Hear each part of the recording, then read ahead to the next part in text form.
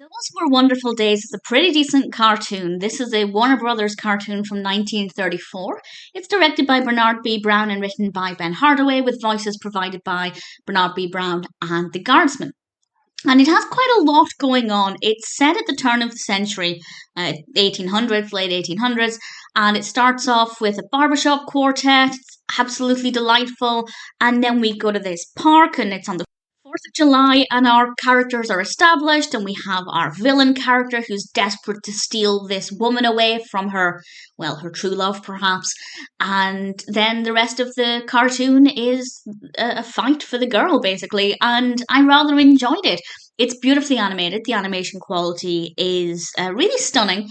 And by that I mean the characters have a lot of details in them. The actual copy online is not that great.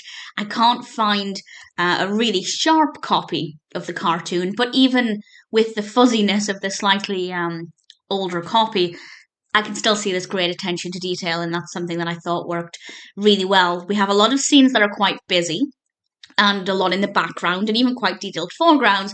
But then occasionally we'll have scenes where they're a lot cleaner. There's not too much to look at beyond the characters in the scene. And I think that that worked really well to go back and forth between busy scenes and slightly less chaotic scenes. And the way it was edited together is really nice. The narrative flows really well. The characters are interesting.